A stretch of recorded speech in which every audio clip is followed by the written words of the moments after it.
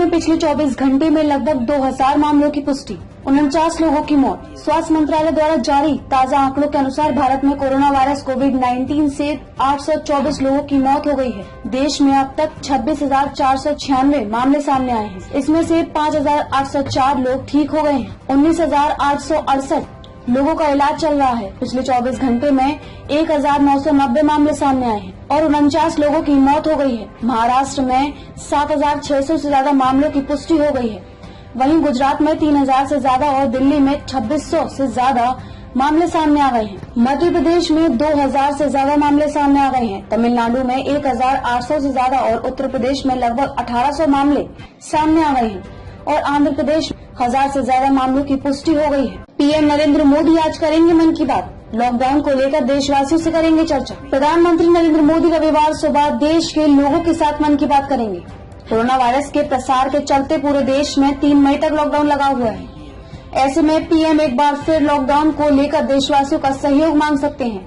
प्रधानमंत्री ने इस बार मन की बात के कार्यक्रम को पंचायत स्तर पर चर्चा करने के बाद स्वरूप दिया है।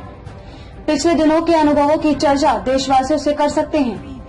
पीएम मोदी कार्यक्रम में देश की जनता को कोरोना के बारे में जानकारी देते हुए उनका सहयोग की तारीफ कर सकते हैं और कोरोना योद्धाओं का मनोबल बढ़ाने की अपील भी कर सकते हैं। 23 नए मामलों के साथ आगरा का आंकड़ा पहुंचा 371 पर। कोरोना संक्रमण के मामले में ऐसा लग रहा है जैसे आगरा में आंकड़ा बढ़ने की होड़ मच गई है। शनिवार सुबह 10 तो शाम को 13 मामले और सामने आने के बाद आगरा में कुल आंकड़ा 371 पर पहुंच गया है। इशारा अब ये है कि आने वाले दिनों में यह संख्या 400 के ऊपर होगी।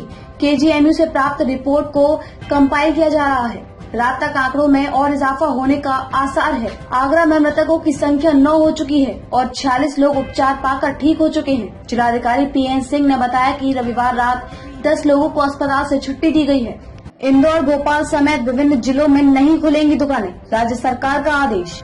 मध्य प्रदेश के कुछ जिलों में अभी भी दुकानें बंद रहेंगी। मुख्यमंत्री शिवराज सिंह चौहान ने कहा कि इंदौर, भोपाल, उज्जैन, जबलपुर, धार और खरगोन में अभी दुकानों को खोलने की अनुमति नहीं दी गई है। इसके अलावा हमने निर्णय लिया है कि कंटेनमेंट हॉटस्पॉट क्षेत्रों में भी दुकानें बंद रहेंगी। बता दें कि मध्य प्रदेश सरकार ने जिन जिलों में फिलहाल दुकानें खोलने की अनुमति नहीं दी है उनमें कोरोना संक्रमितों का आंकड़ा काफी ज्यादा है। गृह मंत्रालय द्वारा देश में रविवार से लॉकडाउन के दौरान सशर्त दुकानें खोलने की अनुमति दे दी गई है। लॉकडाउन के बीच रमजान का पहला दिन, हैदराबाद में लोगों ने घर पर पढ़ी नमाज। कोरोना वायरस के प्रकोप से बचने के लिए देश में लॉकडाउन घोषित किया गया है। इस राष्ट्रव्यापी बंद के बाद हैदराबाद में लोगों ने अपने अपने घरों में रहकर ही रमजान के पहले दिन को मनाया। सैयद मोइज ने ANI को बताया कि रमजान का पवित्र महीना शुरू हो गया है और लोग इस पवित्र महीने के अंतिम दिन तक उपवास करेंगे।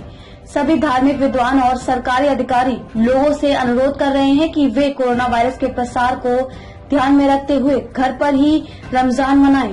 आज हमने उपवास रखा है और ऐसा पहली बार हो रहा है कि हमने इस रमजान के पहले दिन को घर पर ही मनाया है।